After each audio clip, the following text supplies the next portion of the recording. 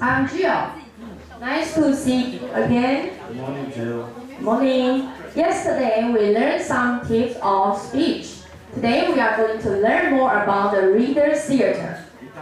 Josh Myers is good at drama and theater. That's his background.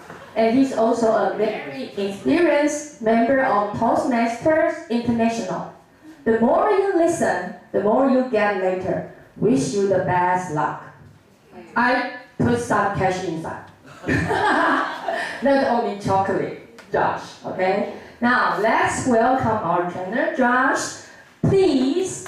Woo! Ian, screaming! Thank you. Thanks, everybody. Good morning. Morning. How are you feeling today? Great. Cold?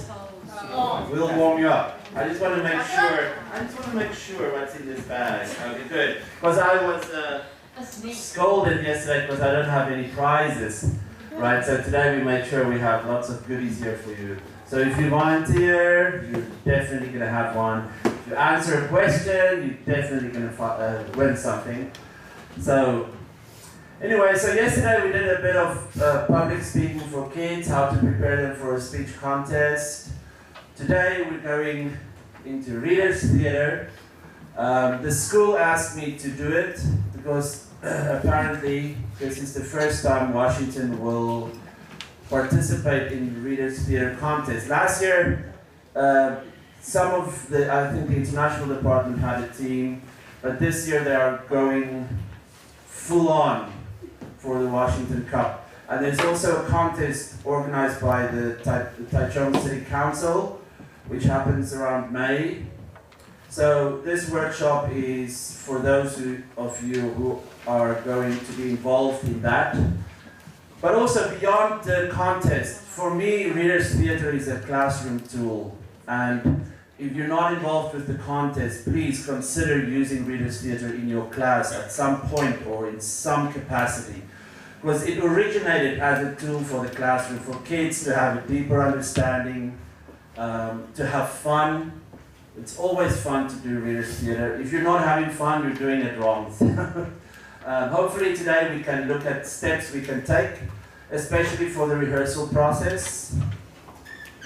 But before that, we're going to do a warm-up, because I see you are very quiet and you guys are all hiding in the back, which is okay. But please, I would like you to join me in a warm-up just to get silly. You know, I want you to be in touch with your inner child today. Forget that you're a teacher for a moment, just have fun with us. Kay's going to help me. She's going to be my assistant for this. Come here, don't be shy. And we're just going to do a fun, silly warm-up, which is, first you can stay seated. We're just going to learn a little chant.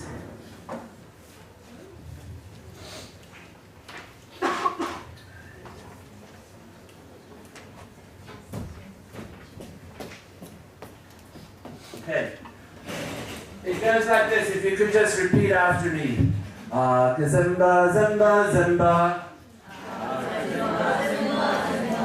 Kazemba, zemba, zay. Cool, and then we repeat that twice. Can we do it together? Kazemba, zemba, zemba. Kazemba, zemba, zay. Kazemba, zemba, zemba. Kazemba, zemba, zay. Thank you, that was awesome. You're awesome. Thank you. Hi, Dave. Okay, so that's the first verse. The second verse is going to go like this. Hold them down, you Zulu warriors. Hold them down, you Zulu warriors. Hold them down, you Zulu chiefs, chiefs, chiefs. Hold them down, you Zulu chiefs, chiefs, chiefs. One more time together. Hold them down, you Zulu warriors. Hold them down, you Zulu chiefs, chiefs, chiefs. Excellent. Step one done. But a warm-up is not a warm-up if we don't stand up and do some gestures and actions, right? Please join me. Stand up, please. And just follow Kate and me. We're going to lead you in silliness. Silly, silly. Yay! Good. Thank you. All right. Alright, so basically with your left arm out, and just follow us as we sing this chant. What does it start with? Alright, here goes. Zimba, zimba, zimba, zimba, zimba, say again. Zimba, zimba, zimba, zimba, zimba, say. Alright, now mirror me. Mirror me, there we go. Hold them down. Hey! You Zulu warriors. Hey! Hold them down. Hey! You Zulu chiefs, chiefs, chiefs. Alright. Good job. Second round. You touch your nose with your left hand, and your right hand goes through, and it touches your right, your ear, the other ear, and then you're gonna change. Nose and ear. Now you're gonna change again, the other side. All right, and it goes like this. Zimba, zimba, zimba, zimba, zimba. It's good, it's fun, right? Zimba, zimba, zimba. Awesome! And now we just do the same. Hold them down. Zulu warriors. Hey! Hold them down. Hey! The Zulu chiefs, chiefs, chiefs. Right, now the fun part. Can we all face this way? Left hand up, and we're going to hop, skip, and jump. Right, Kay? Yes. We're going to go. Here we go. Zimba, zimba, zimba. Zimba, zimba, say. Change the other way. Zimba, zimba, zimba. Zimba, zimba, say. And the same. Hold them down. Hey, Zulu warriors. Hey, hold them down. Hey, you Zulu chiefs, chiefs. Awesome, give yourself a big hand of applause.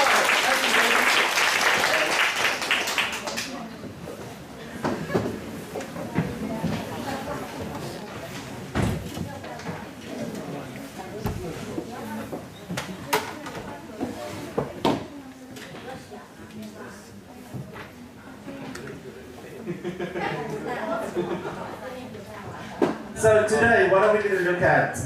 We're going to look at the rehearsal process for Reader's Theatre performance from step 1 to step 8. It's going to be an 8-step process.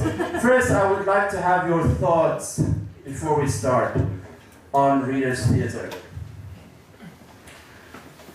Do you like it? Do you love it? Do you hate it? Do you think it's necessary or not? We can be honest, nothing leaves this room. Nobody is going to report to the principal. Dave, hi, you're looking swell this morning. Could you share your thoughts with us on Reader's Theatre, if you don't mind?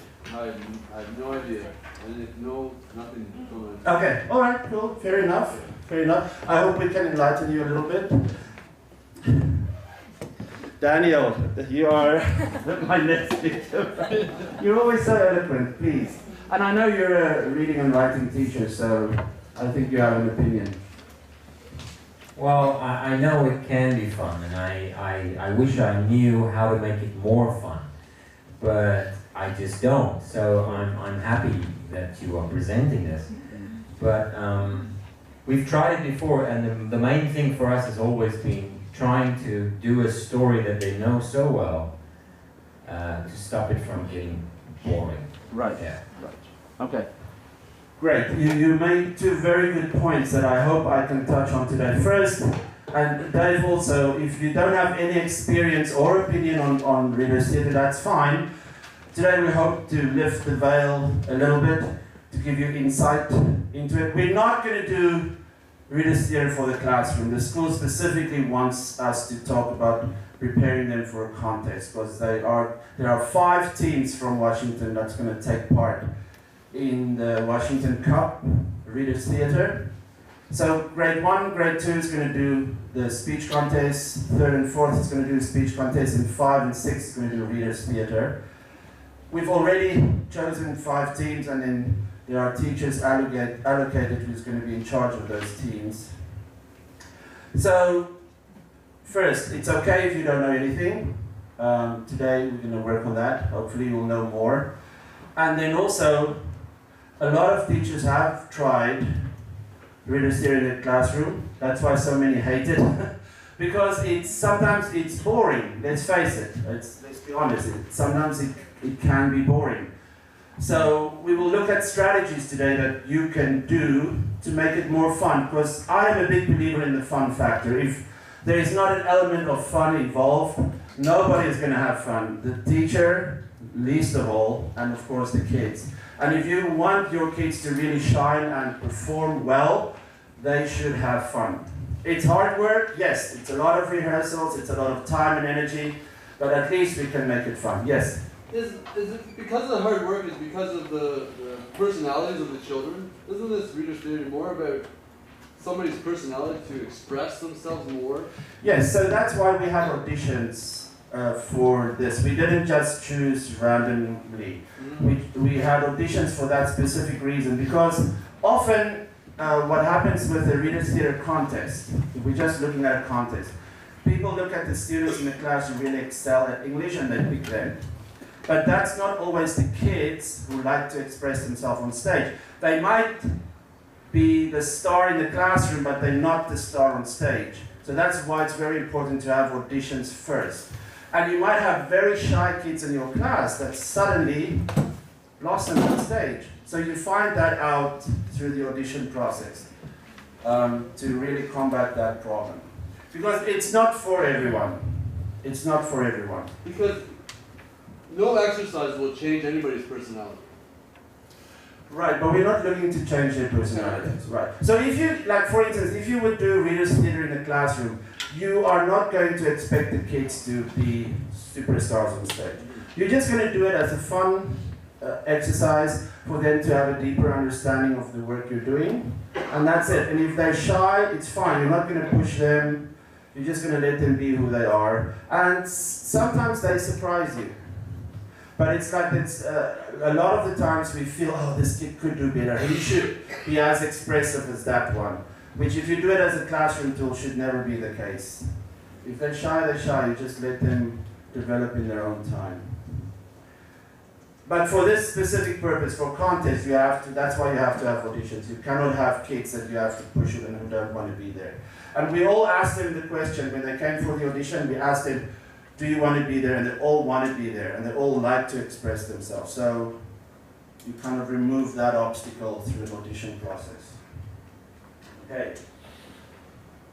Which is great. It's a great way to move into our first step.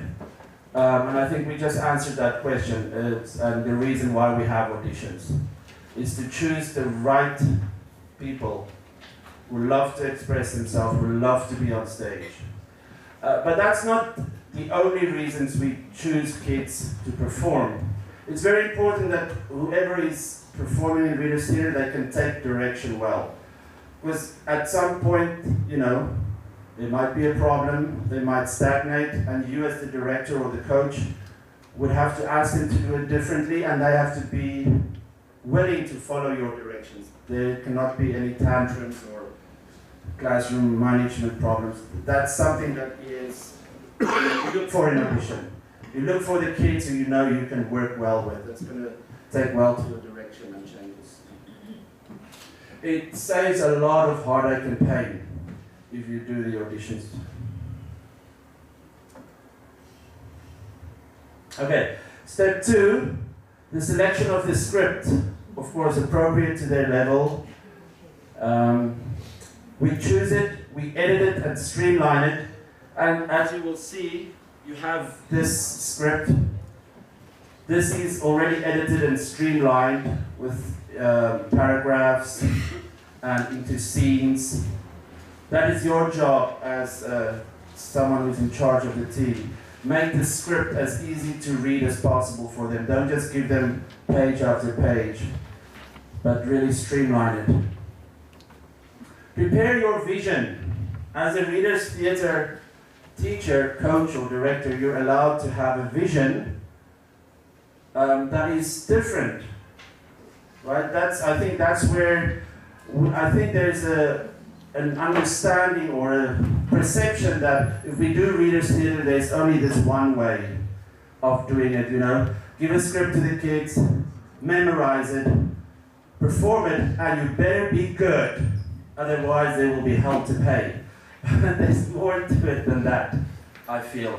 You can choose in the style. You can do it in any style. You can do it as a cartoon. You can do it as a spoof. You can do it as a serious drama or Shakespeare, whatever. That's part of your vision, and it helps you to make decisions in the rehearsal process. If problems comes up or you want to make it more exciting, let's do it as robots, or let's do it like we're on the moon.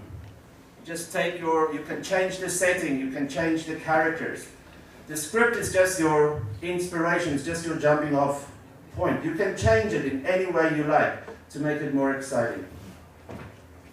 And I think, like what Daniel said, if you have the same story, how do you make it exciting? The same old fairy tales. You know, Cinderella again, the Three Little Pigs again. But you can not change the script, but you can change the style. You can say, do it in the style of ballerinas. Do the whole Three Little Pigs as a ballet, with that action in mind. Or you can say, can you give me a fairy tale that's been done to death? An example? Lion King. Sorry? Lion King. The Lion King? Yeah. Snow White.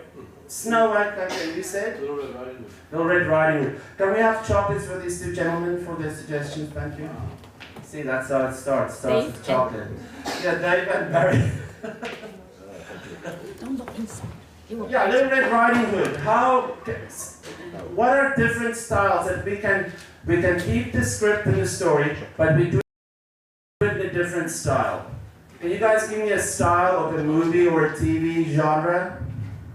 Comedy. You can do it as a comedy, and it's a broad concept. You can do it as slapstick comedy, you can do it as a romantic comedy, a silent movie, the old style. You can do it as a horror movie, because let's face it, fairy tales are actually horror movies in disguise. It's sometimes brutal. So yeah, you can decide on the style and make it exciting for the kids in that way.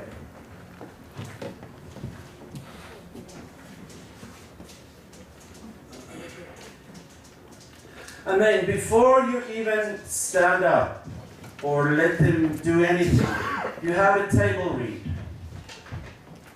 Now, the first time you guys get together for your first rehearsal, have them sit around a table, give them the script, and let them read it in silence, just so that they can get a grip on it and an understanding of it. Give them 10 minutes or whatever time. But don't walk in and expect them to immediately start playing the characters and understanding the story. They really need to understand the underlying message of the story or what your vision is. You explain your vision to them. You have a close reading where you focus on characters. Let them do a character history for you. If you can do, say, Red Riding Hood, you can make it as a modern fairy tale. You can just change the setting and it can change the way the story is perceived. And then each one can give you a character history. And it's fun to do for kids to really, when they are given the chance to voice their opinion and know that they have a voice, they really love it. Have a group reading, and you can, you might not know, or you might think you know who will play which character. But in this initial table read, let them read different characters. You never know when you might find a different student suited for a different role that you had in mind in the beginning. Discuss the script with them. Talk to them about it. Have a great, fun discussion. And then, of course, explain your vision, what you want to do, so that they're on the same page.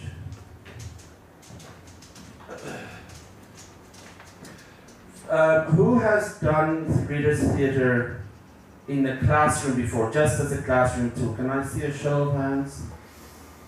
Okay. Who has done it for a contest? Who's been involved in a contest, preparing them for a contest? Okay, cool. Well, after today, next time you can raise your hand, because now you know. Okay, so after that, and that can take, that table read, you can have several table readings. Don't feel rushed about it. You can take your time with it and let them really feel comfortable with the story first before you ask them to stand up, to get up and read. So there is our initial interpretation, and it will change as they practice and you work with them. Everyone will get a deeper understanding of the story and how can it be funnier, how can it be funner. So be open to that, and they should be open to that. I'm working with the 6th grade in International for their graduation show, and we did, in one of our rehearsals, we had to do a very complicated physical movement, which we practiced over and over again, and it was okay, but something was not really working well. So we took a break, and during the break I had another idea, and when I came back I said, okay, let's change that, what we did before, and try this new move, and they were not really happy with it. They said, we worked so hard on that move, why should we change it? Don't ever be afraid to change it. If it doesn't work, no matter if you work 4 weeks on it, and if you feel it doesn't work, change it. And we changed it and it worked. First time it worked, and I said to them, that's why we changed it. When it works, it works. The show is your boss, not the school, not the kids. The show is the boss. Whatever is best for the show, that's how you make your decisions. Play with vocal variety. Let them all do it in high-pitched voices, or in robot voices, or in alien voices, or in SpongeBob SquarePants voices. Play with those voices. It's not set yet, it can change, but have fun with it. And physicality of characters. Let them all play the same character, walk like the same character. If you do Red Riding Hood, let them all walk around like Red Riding Hood. Let them all be the wolf, and let them all find the characters together, and then you can see which one is the best suited to play which character. Okay, if I'm going too fast and you need to have something clarified, please. Okay, now, this is a way about midway through the rehearsal process. And it's good to, something I forgot to mention in the beginning is to set a timeline for you.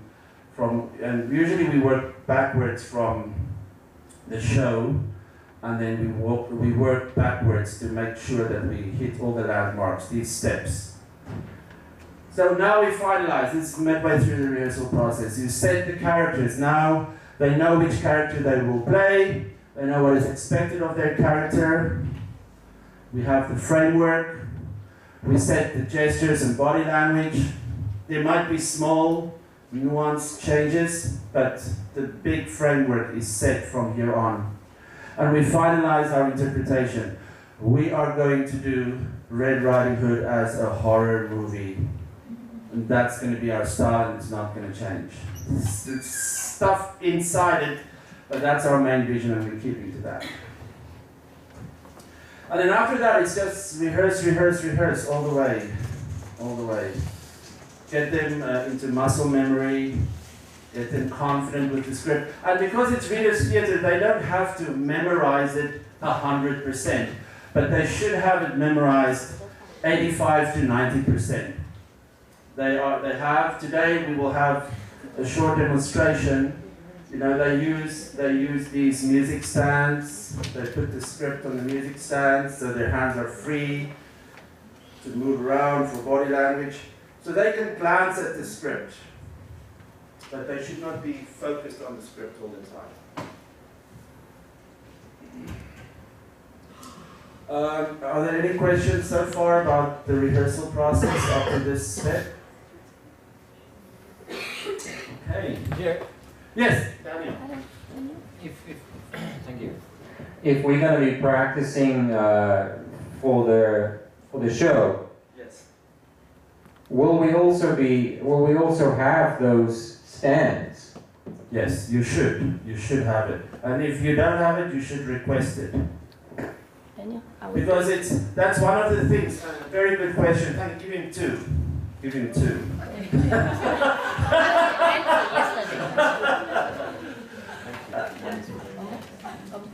if you're gonna, part of your vision is to determine the costumes, the props, all the paraphernalia you need for it. And there are some rules to, that's part of the Washington Cup. Small props are allowed, costumes are allowed, they're not allowed, you cannot create a whole set, which is great, it's just less work, it's good for us.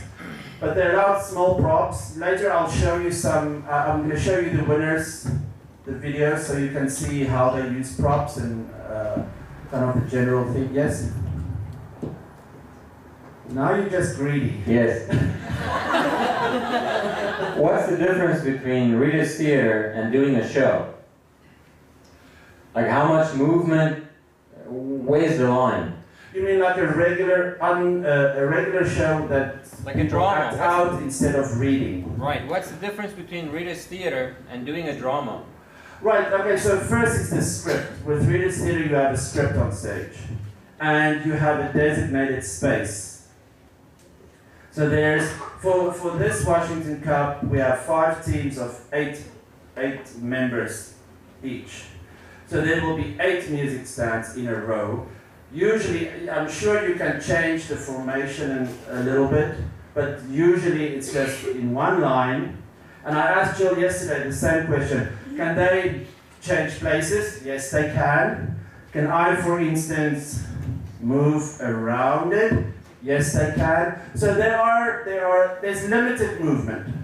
For a regular show, there's more movement, there's not a script involved, and they have to have the script memorized. That's basically the main difference. How much you can move, and how much the script is involved, and I think also the perception of the audience. When it's Reader's Theater, they know, okay, it's not going to be a show where there's music and lights involved. Kids may sing, and they can play an instrument, but we cannot play music from an outside source. Cannot use lights as a special effect. So it's kind of a toned down version of regular theater. And you will see in the sample videos I'm going to show you, you'll see what is expected of it, what is the standard. So you have something to compare it to. Okay.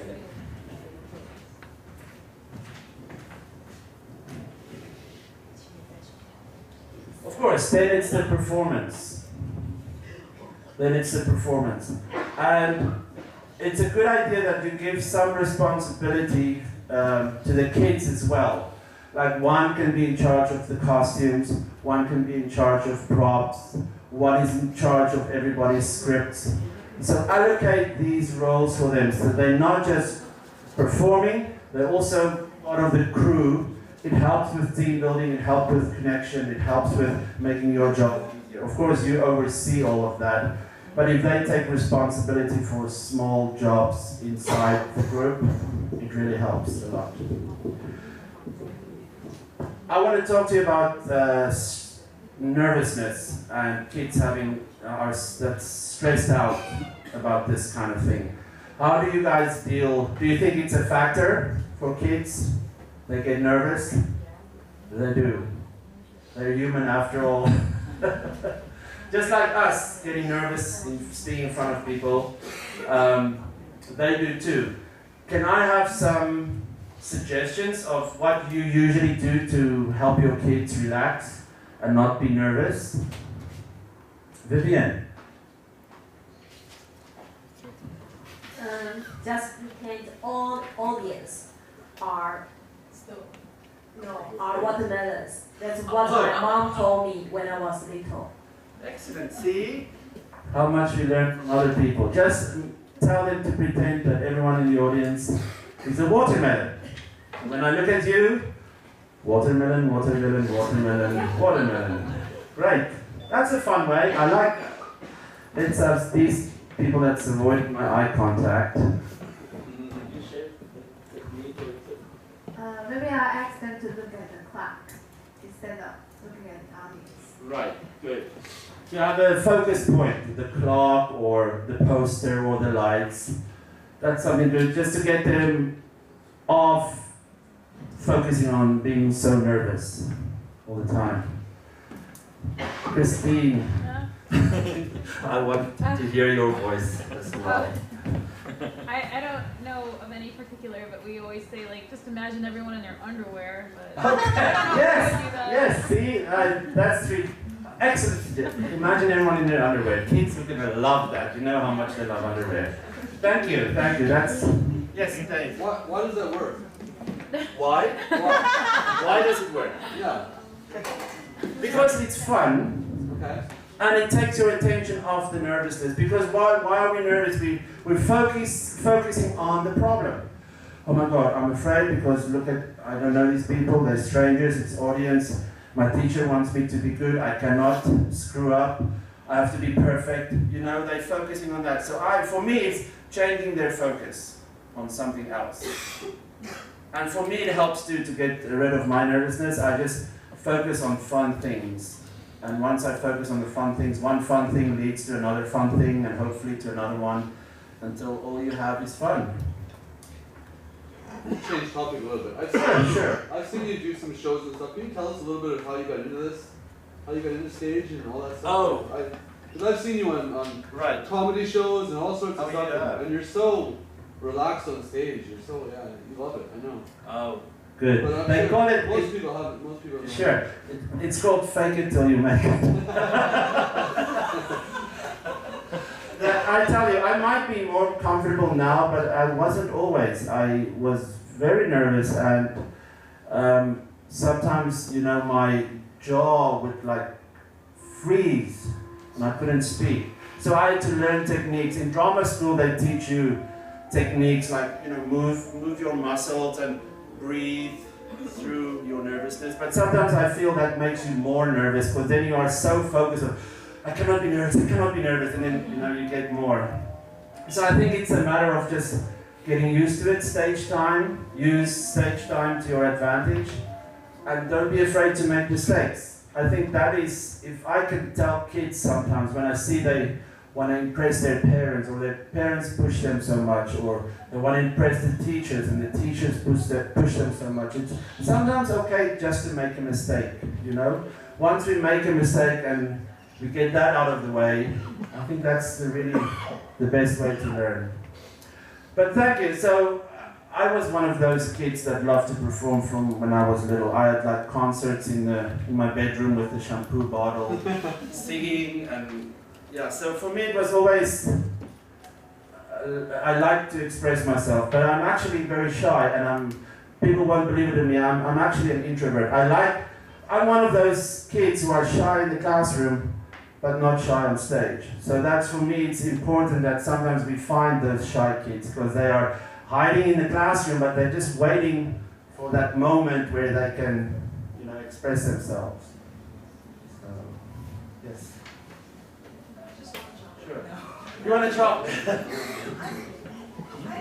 it's nervous because once some of my kids come to me before we did the recital, and they came to me, they said, Miss K, I'm so nervous. And I told them, it's good to be nervous because you care about it. And I told the kids that if you're nervous, you can breathe in and out 5 times slowly. Then just do it. Because when you're nervous, you are actually improving yourself, and your ability is going to be going upwards. And I think that's a good thing, right? Yes, that's a very good thing. Thank you, Kate. The nervousness never really goes away. You just learn how to manage it. As I mentioned yesterday, you'll always have the butterflies, but you'll just learn how to teach them to fly in formation. And that with kids as well, and it's kind of that adrenaline rush. If there's no nervousness, your performance might be very flat. The nervousness helps you to elevate your performance to a higher level. If you know how to manage it, it should not cripple you, it should not hinder you, it should elevate you to the next level, hopefully. Thank you. Thanks for all the questions, guys. The difference chocolate makes. It's awesome. Okay, and this I will. I love to connect this to what Dave said about, kids. What I said about making mistakes. So after the performance, after the last performance, have another rehearsal with them, but not a rehearsal to rehearse, a debriefing session, so that they can have closure. So maybe they're in a contest and they won. They would want to celebrate that win. But what if they lose? What happens then? Should they just go hang their head in shame and go home and think, hey, I'm a loser? No, and I talked about it yesterday. Always give them different goals that gives them a sense of achievement, so that if they should lose, that they still feel they have achieved other goals that you've set to them. If they're shy, let them be more confident, let that be their goal. If they're shy to perform in front of an audience, and they actually then stand up and perform, that's a goal that is achieved. That, give them something tangible to hold on to. And so at the debriefing party, you can have a fun discussion about all the times we made mistakes, and that time when he knocked over the stand, and that time that one forgot his words, and you have fun about the mistakes, you make sure it's okay, and just let them feel a sense of achievement and closure. And a little bit of an analysis of the whole process. It's also good if you record it. You can record their first rehearsal, where everyone is like, even if they like to express themselves, we chose in the auditions, there's still a measure of shyness in them. That first tentative rehearsal, and they, not sure what's happening, to their confidence on stage, and show them the difference. Give them visual proof of their advancement and progress. Okie dokie, artichoke. Any other questions? Cool. Let's move on. So this is basically the 8-step process that I would advise you to follow with your own stamp. Don't just take my word for it or just follow it to the T. Use it as a loose structure. You have a voice, you have a vision. I'm not here to be the one that's going to take care of all the readers. Each group and team has their own teachers. I would love to help and guide and advise, but in the end, it's your artistic accomplishment, your educational value that you put into this project. Whether you use it as a classroom tool or a competitive tool. Okay. So moving on, I'm going to show you some of the videos of last year's winners. So they don't choose one winner. In each, there are four. There are 4 areas. Yeah. And each area has about how many schools? And maybe 20? Maybe each area has 20 schools. And from those 20, in each area, there's A, B, C, D, they choose 6 winners. So the area that Washington is in is one of the areas, and the international departments team was chosen as one of the 6 winners. So are you ready to sit through 6 Reader's Theatre performances? But I don't want you just to sit and watch passively. I would like you to, do we have the ballot sheet? Yeah. Right, you all have the ballot sheet, right? The judges. No? If you don't have one, let's make sure that you have one. I would like you to look at these performances critically. Although we know they won, they are by no means perfect, there's room for improvement. I would like you, just as when we write the report cards for kids, we look at the strengths, look at the weaknesses, and then, give an evaluation of what you loved about it and what you think can be improved. Maybe you don't know how they can improve, but as an audience member, you can see, I would have liked them to do this better, or I would have loved to see this, or I really liked this part. So I would like you to look with the eye of a judge, with the eye of a teacher, with the eye also, as an audience member, how entertaining is it? Are they having fun? Are you having fun watching it? The fun factor is very important. That should be actually a category that we should include. So can I just hold this up? So you all have this one, right? You have something to write with. So you just write, there will be 6, just write their names and give them a score, and then just a short suggestion, and then we'll have a debriefing session just to compare notes. Yes, sir? This Washington Cup, this is hosted by Washington schools, and all schools, other schools are invited? So No. How many schools are involved? Sorry, I'm not quite sure. I didn't check with her. I'm not sure either, sorry. Are there other schools like Future Air and Public school. Public schools. Yeah. Public schools. So And it's organized by the Washington Foundation, right? No. The Washington Cup? Washington Cup is only for Washington, but the city, Taichung City Oh, is. because there are 2 contests. There's the Washington Cup and then there's the City Council contest. Well, so ours is like a rehearsal for the city. You could put it that way, yes. But the Washington Cup will also choose their winners. Yes. And then the City Council is another contest and they will also choose their winner. Yeah. But that's a good way, it's kind of a dress rehearsal for that. It's a good way of putting it. Okay.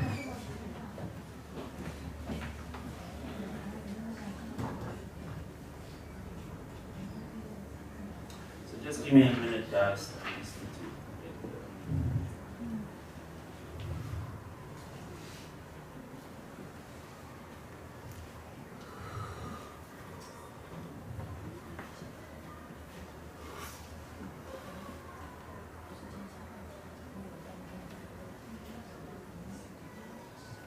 Okay, we'll start with one called City of Taichung.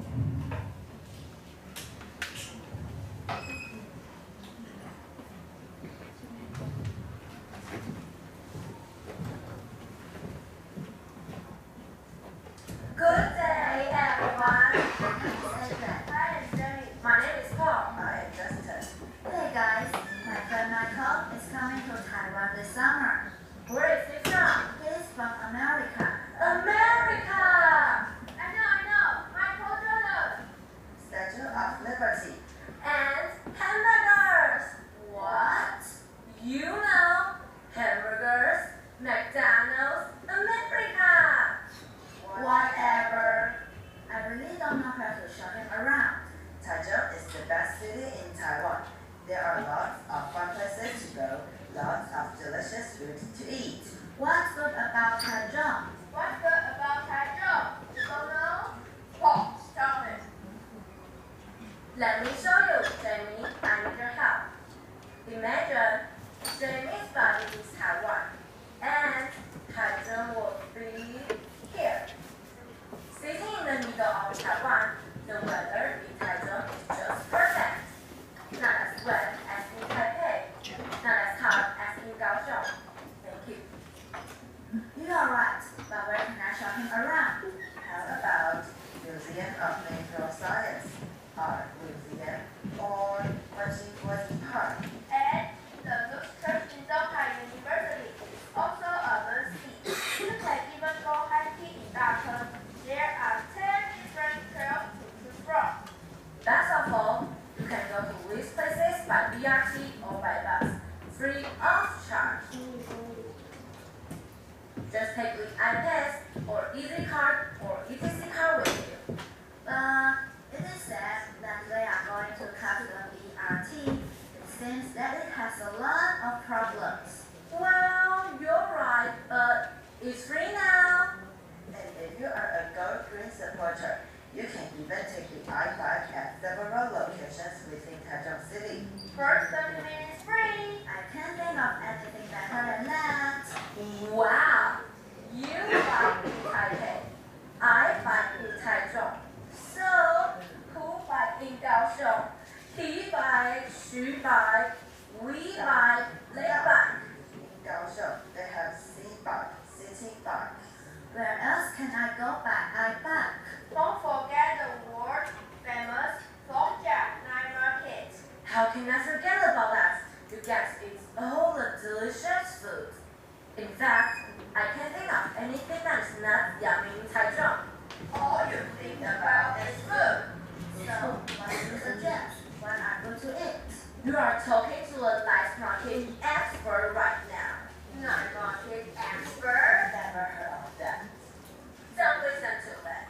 I am the person you should talk to. Listen first. You can try the egg omelet as a starter. It's crispy outside and soft inside with lots of spring onion, and the smell is beyond words. Take this. And stinky tofu on a stick. Have you ever seen tofu on a stick? Only in Taiwan. And Taichung has the best, with the hot pepper sauce that burns in your mouth, and sweet and sour cabbage on the side. What else do you need? A drink. You need a drink. If Paul is a night market expert, then I am a drink expert. We all know that Taichung is the cradle of bubble tea. Shunshuitang is the birthplace for Chromium tea. You can drink Crow? No! It's a traditional Taiwanese dessert. That's sweet and chewy. You mix that with sweet and milk powder, creating a wonderful texture in your mouth.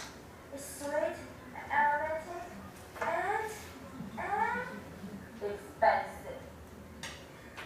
It could be pricey at Shunshuitang, but you can find countless tea shops along the streets in Taichung.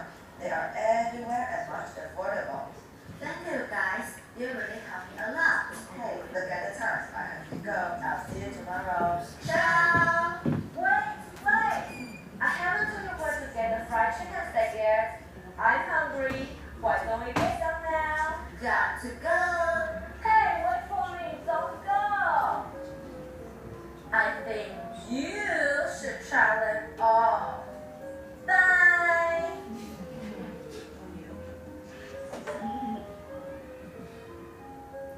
Thank you.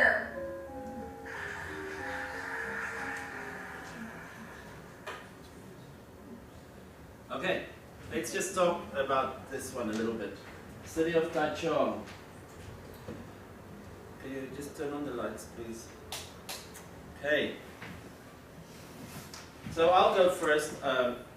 They made a different choice than most Readers Theatre groups. They had more of an informative, it's almost a bit like an infomercial, where they informed us. They gave a factual, they had a factual script, which I kind of like. I thought they were very clear. The pronunciation was very clear. Like when we watched the speeches yesterday, it was very hard to understand what they were saying. It was either the audio or something was wrong, but today, if you were here yesterday, you can see the difference when we talk about pronunciation and clarity of their voice and volume. I think that was really good. I like the interaction. They had a little interaction, not as much as you would have in a storytelling type dramatic Readers Theatre, but I liked for the style of speech. I thought the interaction was really good. They had not so many gestures, which I also like, and that's what Ashley mentioned yesterday. You don't have to have a gesture for every line, for every piece of dialogue, right? Sometimes you just have to have one small gesture, and then the audience fills out the rest of the stage picture in their minds. Something that I saw, that even though it's Readers Theatre and they are allowed, of course they're reading from the script, right? They were not making a lot of eye contact with the audience. That's something I would like them to improve a little bit. You know, like that, the art of reading but also looking at the audience. It doesn't look like your eyes are glued to the page, but that you're actually making contact with the audience. So that's basically my observations. Can I ask some people who I see? Yes, Dave, thank you. Yeah, I think that there are 4 people reading one script, and they couldn't, like you said, they were looking at it a lot, not at the audience. So yeah. I think that 4 people reading one script, and they should be able to memorize it. I think it's less script for each person, and then that increases the fluency and the naturalness of it. Yeah, that's the thing with Readers Theatre. They should have it memorized, but it should not. I mean, there's no rule, right? There's no rule that the scripts are present. So it's okay to look at the script occasionally, but I think they were doing it more than we would have liked. So I think there's a fine line that you have to find if you are coaching a group to make sure that they have that interaction with the audience. That they should be, I think what you're saying, they should be able to do it without the script, right? The script is there to boost their confidence. Yes. Have a quick look, make sure you're there. That's Okay, exactly. So that's a good point. So they should know it, they should memorize it, and they should be able to do it without the script. And the script is just there for reference. So, okay. Yeah. I liked how they worked together, how they interacted together. Yes. And one would take on one character, and another Right. would take on another character, and I thought There was a little banter going Yeah, on, that was which fun. I liked, yes. Good. Chocolate. Okay, chocolate.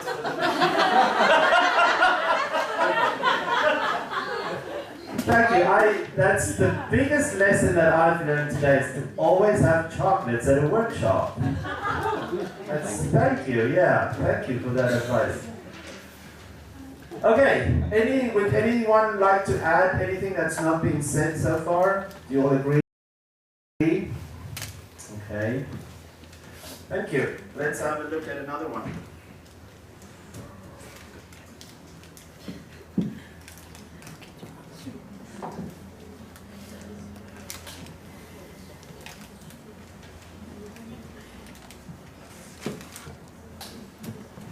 This is from our school.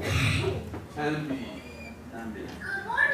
We are from Washington Bilingual Elementary School.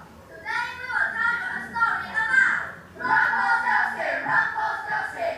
Once upon a time, there was a poor woodcutter lived in a broken down old house with his beautiful daughter, Phoebe. Phoebe, you brought up here every day. How could I have been so blessed as to have you for a daughter? Oh, father, it is I who am blessed to have such a kind and loving father as you. One day, the woodcutter went into the village. Hello, Farmer Alvin. How goes it? Very good. How are you and your lovely daughter, Phoebe? Have you decided to let me marry her? No. She will marry the better of you, my friend. She is lost her wedding. Go. She makes try to go.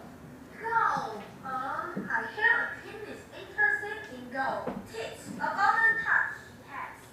Not long after this, Father Alvin took a load of milk to the king. Here is a golden key for your milk. Ah, gold. I hate to part with it. I hear there is a girl in the village who can spin straw into gold. Spin straw into gold? Really? Well, I saw His Majesty. What will be her name? Phoebe, the daughter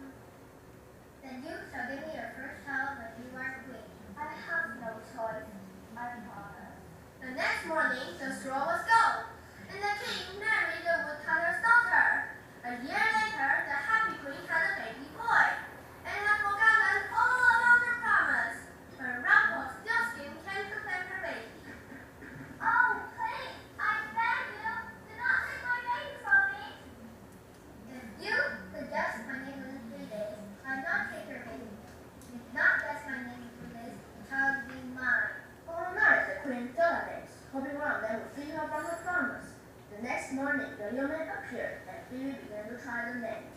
Abraham, John, James, William, Ben, Charles, Adam, Rudolph, Richard, Paul, Timothy, Sharon. With each name, the little man shook his head no. None of those is my name. That night, one of the queen's messengers came with news of a strange sign.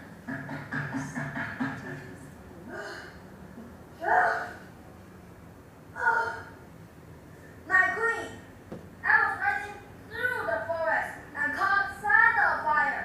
I approached and saw an odd little man dancing around the campfire. Quickly, sir, what else did you see? What did you hear? Well, he danced and sang a little song.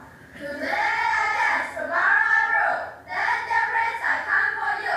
None can guess, none can learn that Rumpelstiltskin is my name. That night the young man came calling. What is my name? Is it Peter? It's not. Is it Vincent? It's not. Then it must be Rumpelstiltskin. Rumpelstiltskin is your name. Tarzan! And with that, the little man jumped out of the castle window and was never seen again. Thank you for listening.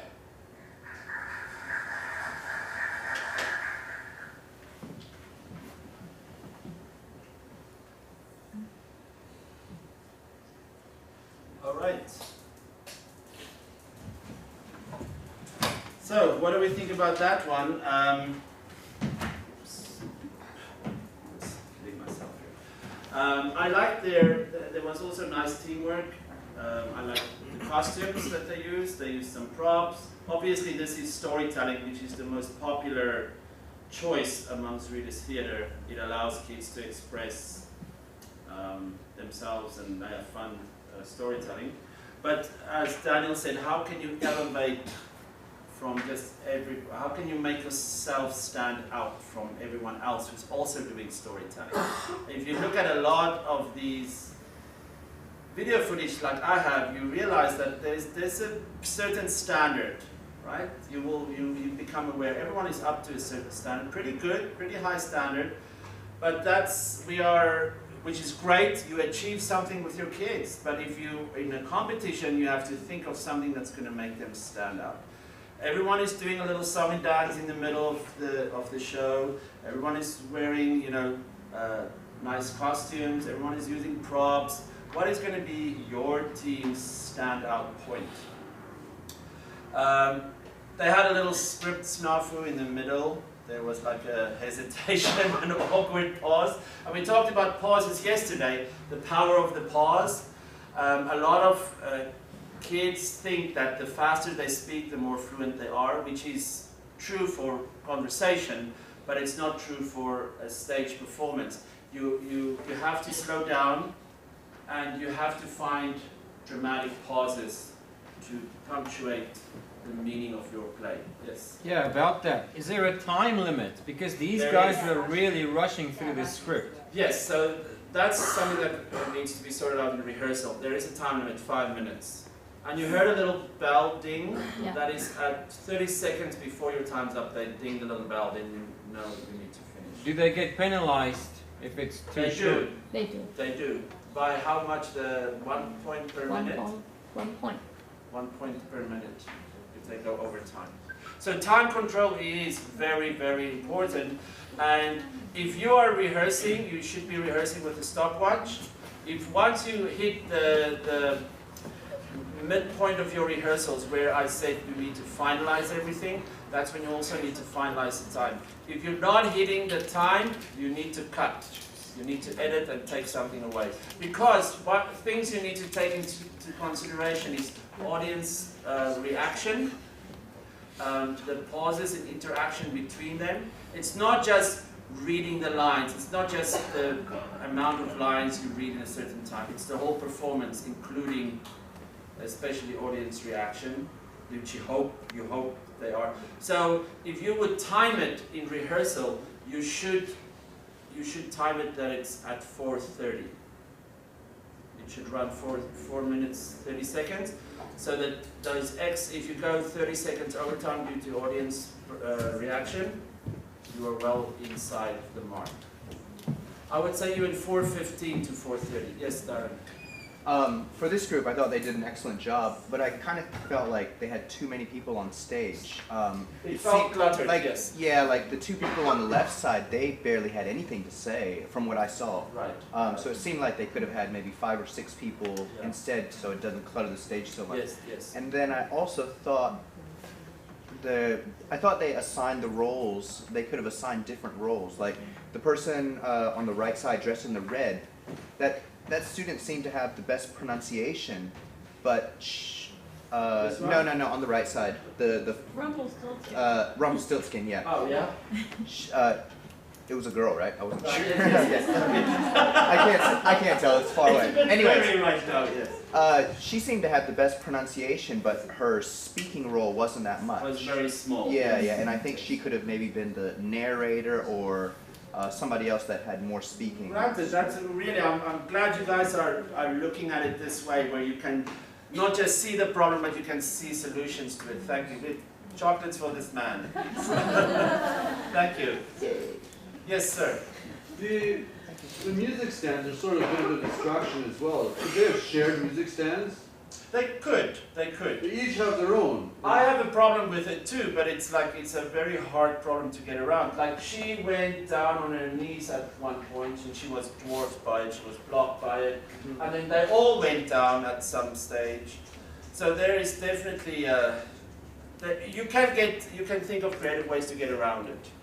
And I didn't like the narrators on both ends as well. The narrators, I feel, should be in one place, you know, because she was talking and he was talking. And right. It's kind of the arrangement. Yes. Good point. Has he eaten all our chocolates yet? Because there's no more for him. Like, couldn't you get away with having 2 of those music stands, one in the center, and the children could actually move around? Yes. This is just the way it's done, right? So everyone just copy because they don't want to. They don't want to make a radical decision like that. Oh my God, everyone's using 8 music stands. Are we going to be the one that use 2?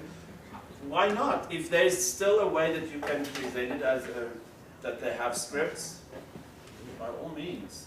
That's what you play with around in rehearsal. But there's no rule, correct me if I'm wrong, there's no rule to the amount of music stands that they have to use. No, there's no rule. Yeah. So, good point. Because if you want the action in the center, well then you have one music stand there, and that's where that's the script everybody's reading. Because right. I think this is when he asks the difference between readers' theatre and regular theatre, is that you have this challenge of how to make it work, and they still have to have scripts. They cannot do it without the scripts, because if there are no scripts, then it won't be readers' theatre. So whatever you do, just make sure that they still have access to the scripts. You cannot take the scripts away. Because the idea of readers' theatre is actually, that there's no rehearsals involved, really. That you should just get up and read it. And then it's, and then maybe read it again and again and again for understanding and comprehension. This that we are doing for contest, to elevate it a little bit more, gets it very close to regular theatre, the acting out and the dramatization of it. Dramatization of it. Okay. This group's very quiet over here. Can I ask someone for their opinion on this? Hi. Good morning. Yeah. Oh, you haven't filled it out. Bad student. She needs to get detention. No, all good, all good. Would you guys like to share your opinion? So, come on, Ashley. Ihua. Oh, you're a face I know. Please. Too many people. Which makes me a little worried now, Jill, because each of our teams are also 8 people. That's for both competitions. Yes. Washington Cup and the Taichung. Yeah, so the stage is a bit cluttered. But like, I think it's cluttered because they're all facing at the same time. And the costumes are quite bulky. There's like huge There's no costumes. focus point. It's too. Ah. And the arrangement and the focus point, that's two very good. Please give, like, Lydia. Yeah. Well, I think we're running out of time. No, thank you. I really appreciate the interaction and the suggestions. It really means a lot to me. A very good point, the focus point. Where is your focus point? That's a very good point. And the arrangement. How you do the arrangement is really important. And that's stuff that you can play with in rehearsal. And like yesterday when I asked her about, can they use, for instance, chairs behind it so that, sometimes they can stand on the chair, sometimes they get down. No one has thought of that, but we have we've got clearance on that. You're allowed to use chairs. They won't adjust the mic stands or the microphones, so beware of that. But you are allowed to have chairs. If you want them to stand on it just for a dramatic effect, that's totally possible. Okay.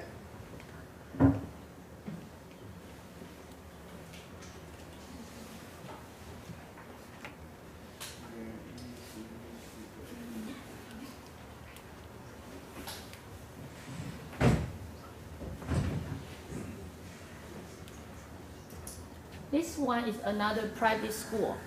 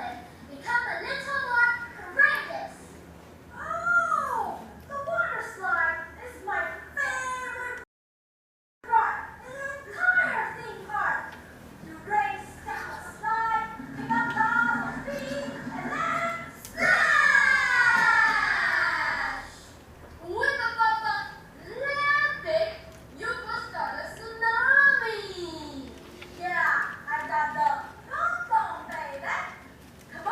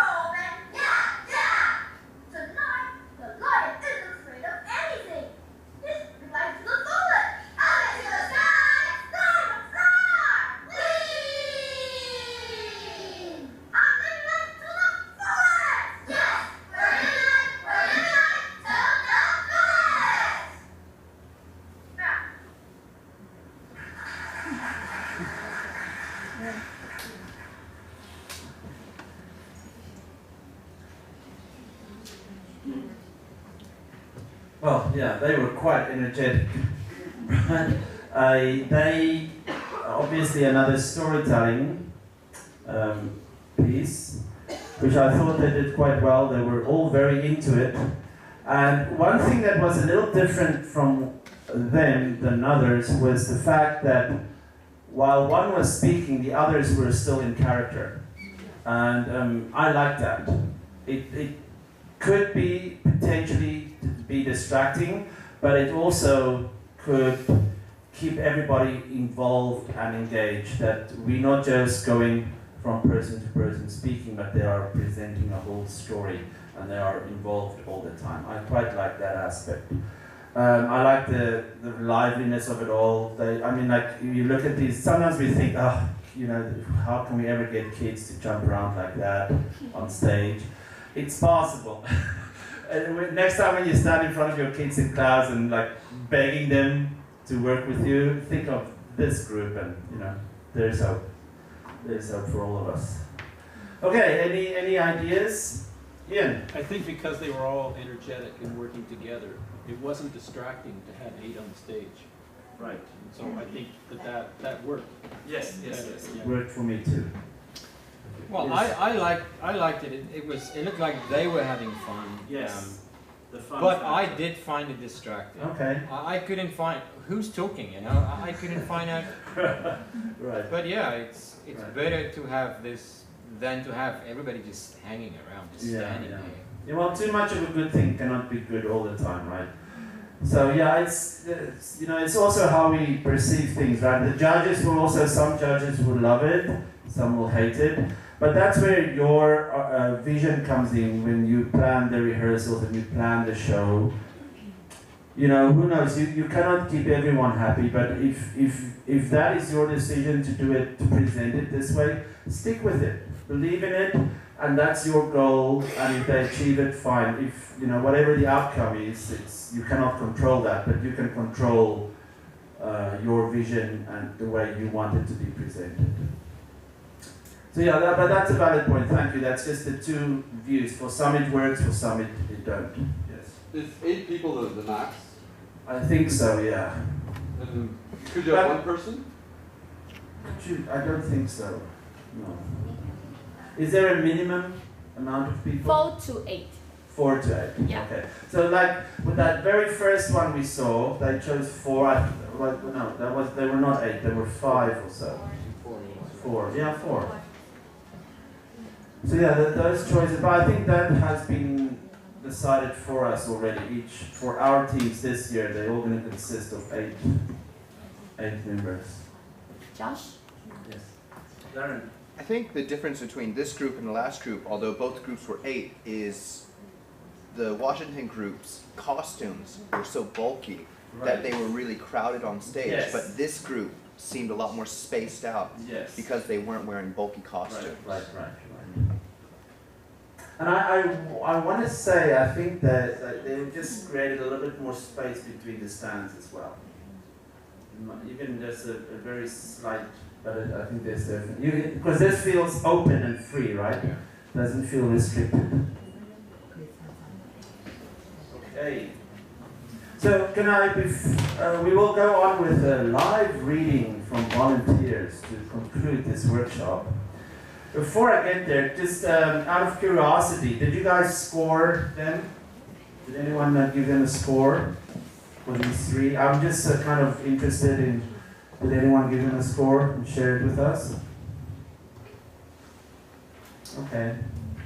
Mine was just roughly, I gave the first one 90, 85, 90 for the 3 that we saw. Doesn't really mean anything, it's just thought it would be fun to do. Okay, yes.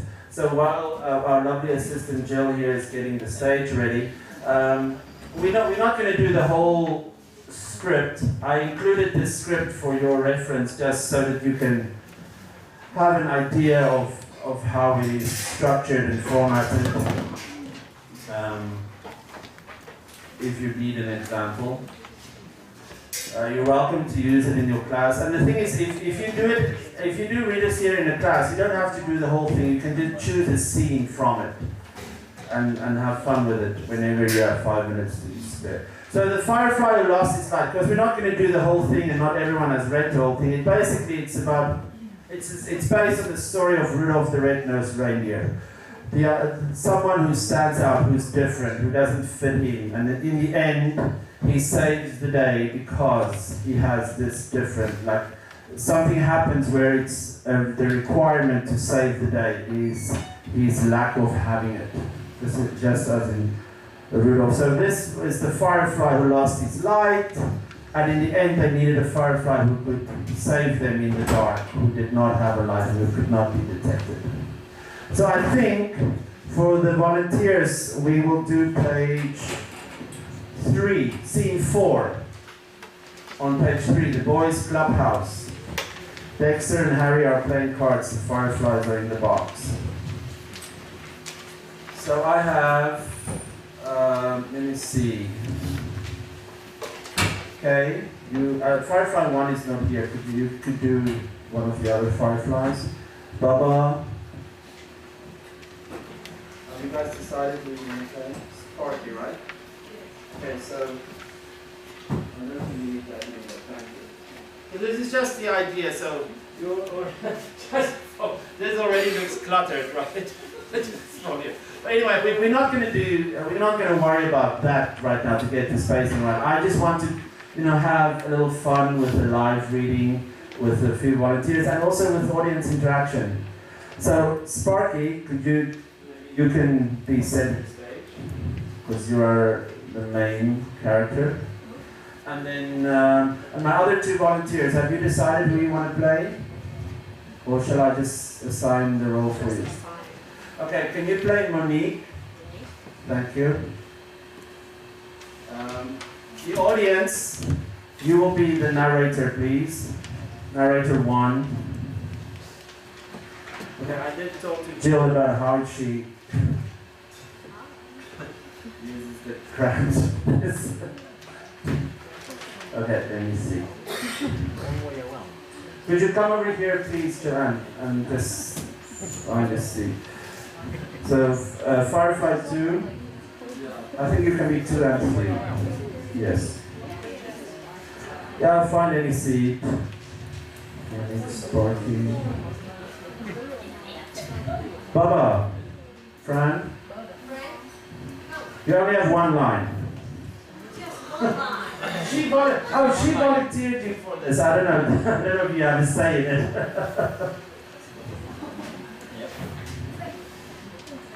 And Lily, if you can play Dexter and Harry, you can just play both characters.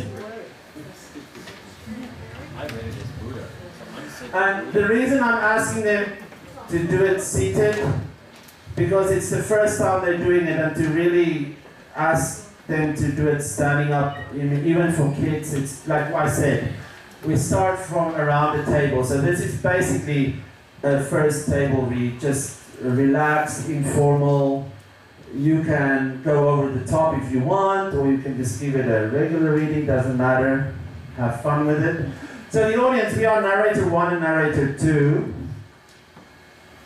But also I would like to have some sound effects. So if you can all, whenever I give you the prompt, that we all go, ooh. Ooh. Like that ominous sound. And then the one of surprise, ah! Ah! Excellent, you guys are awesome. And then of course, the one of relief, oh yes! Oh, yes! Thank you. Okay, are you guys all okay? You know your characters? Can you just announce your character to the audience, please? She's going to play both fireflies, all the fireflies. So you are Baba. She's Baba K. I'll be Firefly 2 and 3. Joanne. Monique. Sparky. Dexter and Harry. And you are? Sound effects. Oh, And narrator and sound effects. Thank you, thank you. Please, a chocolate for Christine. She paid attention. Okay. So are we all on the same page? It's page 3, scene 4, the boys' clubhouse. Just this one scene, and then we can go. All right. So I'll read the stage directions. Dexter and Harry are playing cards. The fireflies are in the box. I'm scared, Papa. Okay. Don't be afraid. I want to go home. There they are, Sparky. Ah. You stay here. Don't go. They'll catch you too. No, they won't. I don't have a light, so they can't see me blinking like everyone else. Be careful. Sparky very slowly crept into the house. The boys didn't see him because he had no light. Happily! Oh, you also Firefly 1. Look! Okay. It's Sparky! Oh, okay, here's Firefly 1 right here. Thank you, thank you.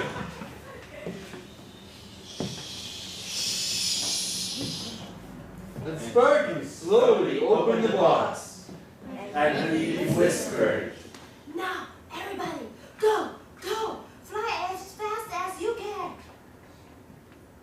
Fly! Everyone, please, let's go. Fly, fly. We are free. We are free. We are free. The boys look up and notice the fireflies escaping. Harry, the fireflies have escaped. Don't let them go away. Chasing the fireflies and swiping the net. Whoa. I'm trying. The boys tried desperately to catch them, but the fireflies were Too fast. Okay, thank you. That's just a short taste of what is it like to be part of a Readers Theatre group. Thank you. I think we can start a Teachers Readers Theatre group. Guys, thank you so much. I appreciate your participation and sacrificing your time. Thank you. Jill, can you, do we still have something to give them? Yeah, I'll give you a little bit. Money's better. Chocolate's nice. Money's better. Okay, thank you teachers. Thank you for your time and your participation. And have a great day. Alright, bye-bye.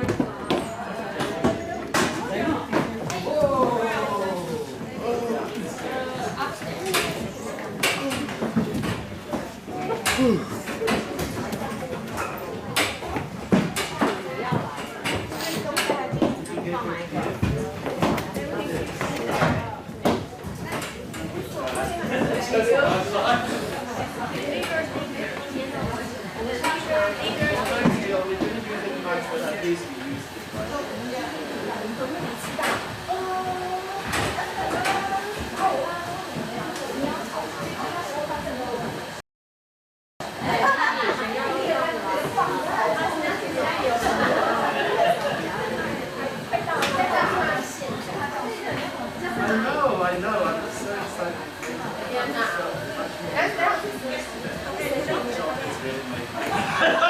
I'll never do another workshop without chocolate.